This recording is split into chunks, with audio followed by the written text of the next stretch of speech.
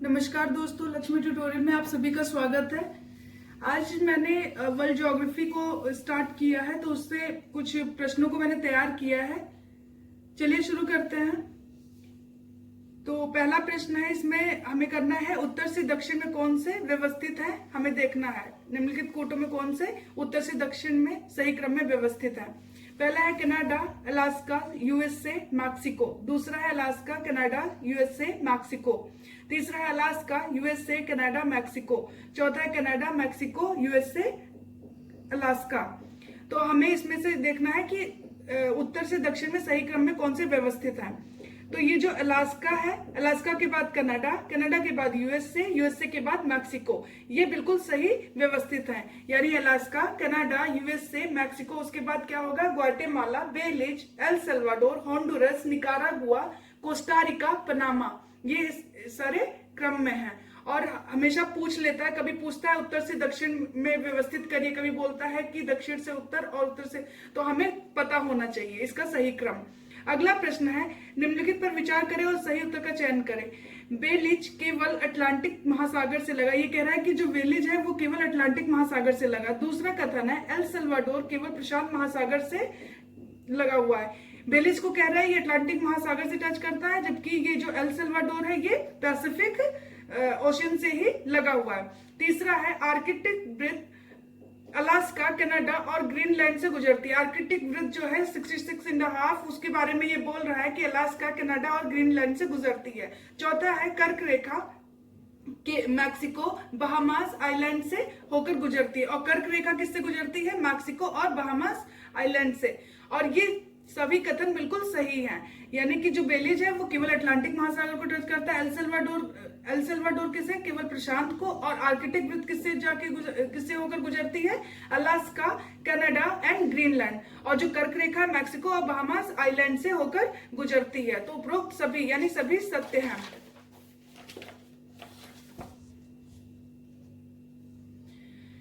अगला प्रश्न है, इसमें हमें देखना सही कथन कौन सा है। 49 डिग्री उत्तरी तथा ग्रेट लेक्स मिलकर कनाडा और यूएसए के मध्य सीमा बनाती है। कह रहा है कि 49 डिग्री नॉर्थ और ग्रेट लेक्स मिलकर क्या करती है, कनाडा और यूएसए के मध्य सीमा बनाती है। दूसरा कथन है, 100 डिग्री यानी 100 डिग्री पश्चिमी देशांतर अमेरिका महाद्वीप को दो भागों में बांटता है। और 100 डिग्री पश्चिमी देशांतर क्या करता है, अमेरिका महाद्वीप को दो भागों में बांट देता है।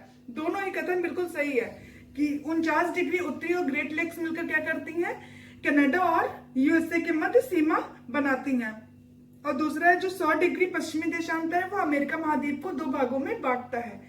अगला प्रश्न है, निम्नलिखित को उत्तर से दक्षिण में, इसमें हमें भी नॉर्थ टू साउथ क्या करना है, व्यवस्थित करना है। तो पहला कथन है, ब्यूफोर्ट सागर, Banks Island, Victoria Island, Ellesmere Island, ये पहला कथन। दूसरा है, बैंक आइलैंड, ब्यूफोर्ट सागर, Ellesmere Island, Victoria island.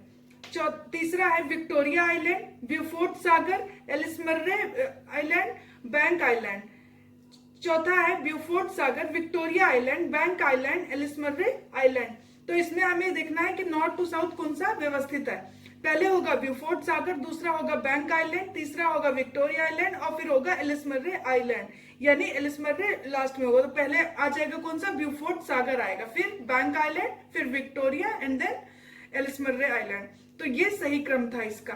अगला प्रश्न है, दो कथन दिए गए, हमें इसमें से बताना है कि कौन सा सत्य है। ग्रीनलैंड भौगोलिक व प्राकृतिक दृष्टि से नॉर्थ अमेरिका का हिस्सा है। ये कह रहा है कि ग्रीनलैंड पे भौगोलिक और प्राकृतिक दृष्टि से उत्तरी अमेरिका का हिस्सा है और यह विश्व का सबसे बड़ा द्वीप है। दूसरा है, ग्रीनलैंड पर राजनीतिक अधिकार डेनमार्क का। और दूसरा कथन यह है कि ग्रीनलैंड पे जो राजनीतिक अधिकार है वो किसका है, डेनमार्क का। यानी यूरोपियन जो है, ये क्या नाम है, डेनमार्क, इसका अधिकार है इस पर।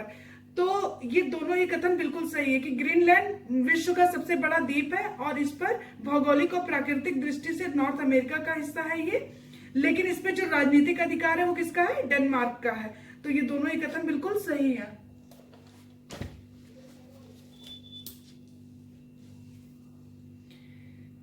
पहला कथन है, नेर्स जलसंधि आर्कटिक महासागर और बेफिन की खाड़ी को जोड़ती है। तथा एलिसमर्रे द्वीप और ग्रीनलैंड को अलग करती है। कह रहा है कि जो नेर्स जल संधि है वो आर्कटिक महासागर और बेफिन की खाड़ी को जोड़ देती है।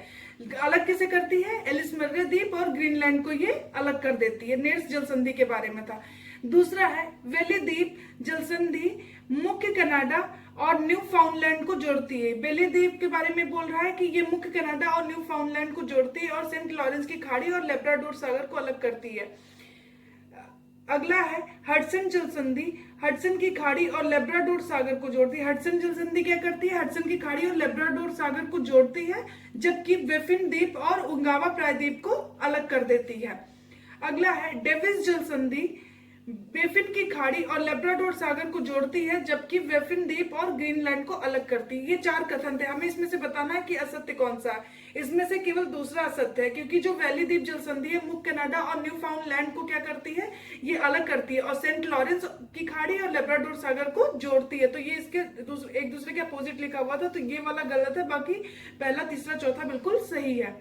अगले देखते हैं। निम्नलिखित में से सत्य कथन का चयन करें।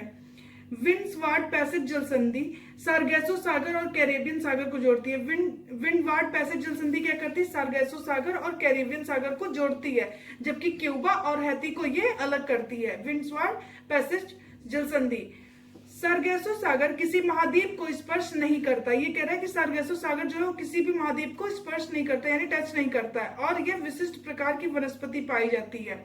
और यहाँ पर क्या पाई जाती है? विशिष्ट प्रकार की वनस्पति पाई जाती है, जैसे जो किस नाम से विख्यात है? सारगैसम, और ये अपनी विशिष्टता के कारण विश्व विख्यात है। ये दोनों कथन बिल्कुल सही है, यानी विंडवार्ड पैसेज जल संधि किससे रिलेटेड है? सारगेसो सागर और कैरेबियन सागर को ये जोड़ देती है और क्यूबा हैती को अलग करती है, और ये किसी को भी किसी महाद्वीप को टच नहीं करती, और ये अपनी विशिष्टता के कारण ही विश्व विख्यात है। और ये दोनों कथन ही बिल्कुल सही है।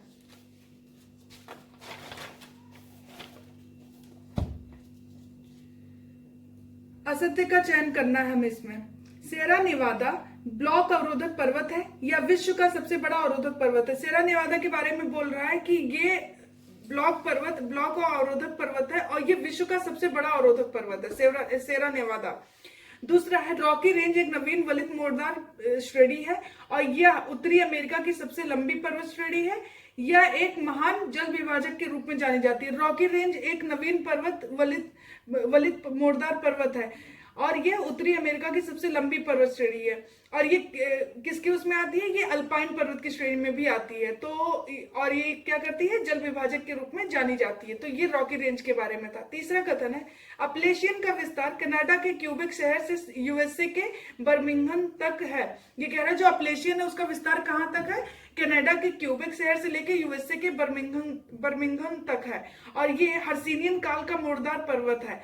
और ये किसका है? हर्सिनियन काल का मोड़दार पर्वत है। इसकी तुलना भारत के अरावली से होती है। अपलेशियन की तुलना किससे होती है? भारत के अरावली से, क्योंकि यह अवशिष्ट पर्वत का उदाहरण है, और जो अरावली है वो भी अवशिष्ट पर्वत ही है।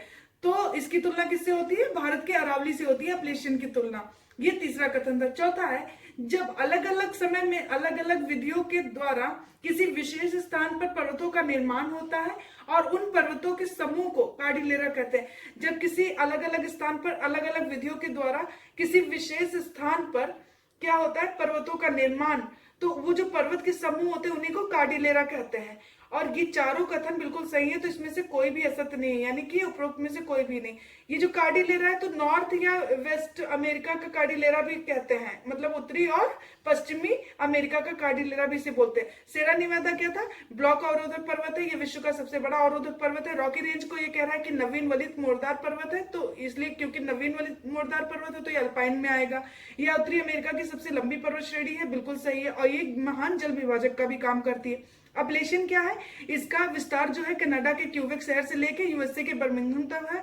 यह हर्सिनियन काल का है और हर्सिनियन काल का मोड़दार पर्वत है। इसकी तुलना भारत के अरावली रेंज से की जाती है। ये अवशिष्ट पर्वत का एक उदाहरण है अपलेशियन। और जब अलग अलग समय में अलग अलग विधियों द्वारा पर्वतों का निर्माण होता है तो किसी विशिष्ट स्थान पर, तो उसी को क्या बोलते हैं? कार्डिलेरा कहते हैं। तो उपरोक्त में से कोई भी असत्य नहीं है।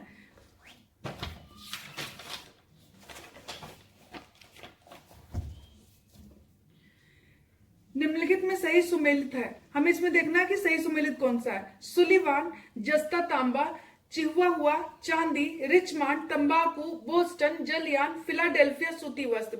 हमें इसमें देखना सही। सुलिवान, जस्ता तांबा बिल्कुल ठीक है। चिहुआहुआ, चांदी, चिहुआहुआ कहाँ का एक स्थान है, ये पड़ता है वहां पे मैक्सिको में, तो ये चांदी के लिए बिल्कुल ठीक है। रिचमंड कहाँ पे है, ये वर्जीनिया में है और ये भी तंबाकू के लिए फेमस है, ये भी बिल्कुल सही है। बोस्टन जलयान के लिए फेमस है, ये भी बिल्कुल सही है। फिलाडेल्फिया सूती वस्त्र नहीं होगा, तो पहला, दूसरा, तीसरा, चौथा ही सही है, पांचवा गलत है।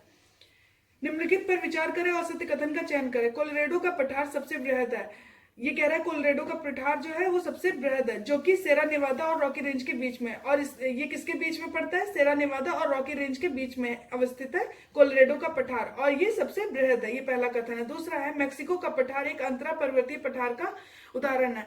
मेक्सिको का पठार अंतरा पर्वतीय पठार है और इसके एक तरफ सेरा माद्रे ऑक्सीडेंटल और एक तरफ सेरा माद्रे ओरिएंटल। इसके एक तरफ क्या है, सेरा माद्रे ऑक्सीडेंटल और एक तरफ है सेरा माद्रे ओरिएंटल। तो ये मेक्सिको के पठार के बारे में था। तो ये दोनों ही कथन बिल्कुल सही है कि कोलोराडो का पठार सबसे बृहद है, सेरा नेवादा और रॉकी रेंज के बीच में अवस्थित है। मेक्सिको का पठार अंतर पर्वतीय पठार है और इसके एक तरफ सेरा माद्रे ओरिएंटल और एक तरफ सेरा माद्रे ऑक्सीडेंटल है। तो ये दोनों ही कथन बिल्कुल सही है, यानी असत्य कोई भी नहीं है, ना तो का ना ही खा। चिहुआहुआ बता दिया मैक्सिको में है और चांदी उत्पादन के लिए प्रसिद्ध है। अगला है, न्यूयॉर्क सिटी यूएसए की सर्वाधिक जनसंख्या वाला शहर है। यह हडसन के किनारे और लॉन्ग द्वीप पर अवस्थित है। जो न्यूयॉर्क सिटी है वो यूएसए की सर्वाधिक जनसंख्या वाला शहर है और ये हडसन नदी के किनारे और किस पर, लॉन्ग द्वीप पर अवस्थित है। इसे यूएसए की वित्तीय और वाणिज्यिक राजधानी के नाम से भी जाना जाता है। ये यूएसए की वित्तीय और वाणिज्यिक राजधानी के नाम से भी इसे जाना जाता है, ये पहला कथन था। दूसरा है, बोस्टन न्यू इंग्लैंड रीजन का सबसे बड़ा औद्योगिक शहर है। बोस्टन को ये कह रहा है कि न्यू इंग्लैंड रीजन का ही सबसे बड़ा औद्योगिक शहर है बोस्टन, जो कि जलयान उद्योग, सूती वस्त्र उद्योग के लिए फेमस है और यह एक बृहद बंदरगाह भी है। तो बोस्टन एक बंदरगाह भी है और जलयान और सूती वस्त्र उद्योग के लिए भी ये विख्यात है। तो ये बोस्टन के बारे में था। तीसरा है, फिलाडेल्फिया या भूकंप प्रभावित शहर है। फिलाडेल्फिया के बारे में अभी हमने पीछे देखा था कि किसके लिए फेमस है, तो ये किसके लिए है, तेल शोधन और पानी के जहाज बनाए जाते हैं यहाँ पे। तो फिलाडेल्फिया या भूकंप प्रभावित शहर है, इसे क्वाकर सिटी भी कहा जाता है तथा तेल शोधन और पानी के जहाज बनाने के लिए भी जाना जाता है इसे। चौथा है, वाशिंगटन डीसी का संबंध चेसपकी की खाड़ी के तट से है और यह फॉल लाइन टाउन होने के साथ साथ संयुक्त राज्य अमेरिका की प्रशासनिक राजधानी भी है। तो ये किसकी, यूएसए की प्रशासनिक राजधानी भी है। इसमें से हमें असत्य कथन का चयन करना था, कोई भी असत्य नहीं है, सब बिल्कुल सही है, तो यानी कि उपरोक्त में से कोई भी नहीं।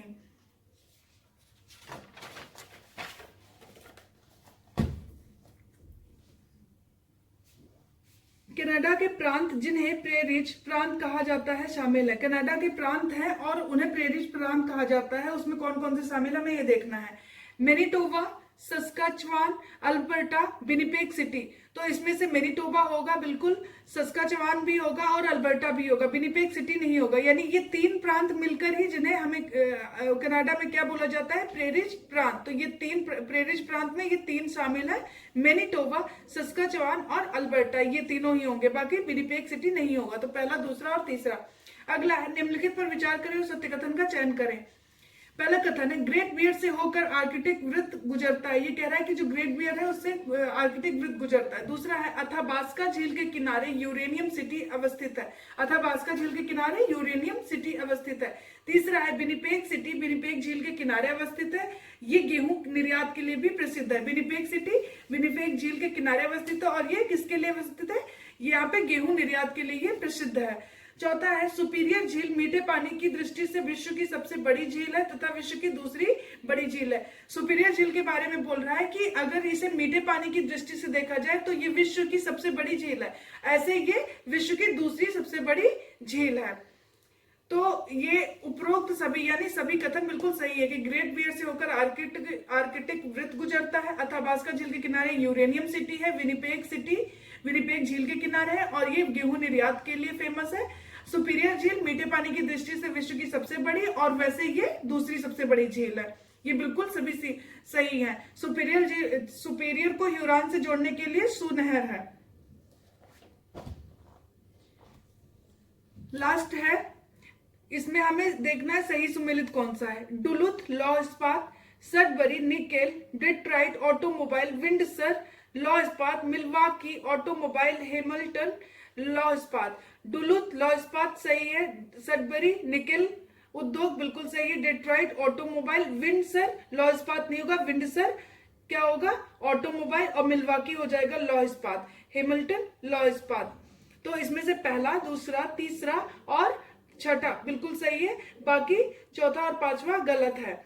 विंडसर कनाडा का डेट्राइट, डेट्राइट मतलब डेट्राइट में क्या होता है ऑटोमोबाइल उद्योग है, तो इस वजह से विंडसर क्या है कनाडा का डेट्राइट कहा जाता है, यानी कि विंडसर में क्या पाया जाएगा ऑटोमोबाइल। मिल्वाकी लॉ इस्पात, मिल्वाकी में लॉ इस्पात है, और हेमिल्टन में लॉ इस्पात है। तो ये सभी थे, इसमें से पहला, दूसरा, तीसरा, छठा सही था और चौथा, पांचवा गलत था, जो कि एक दूसरे के अपोजिट लिखा हुआ था। विंडसर हो जाएगा ऑटोमोबाइल, मिल्वाकी हो जाएगा लॉ इस्पात। तो आज के लिए इतना ही। Thank you so much.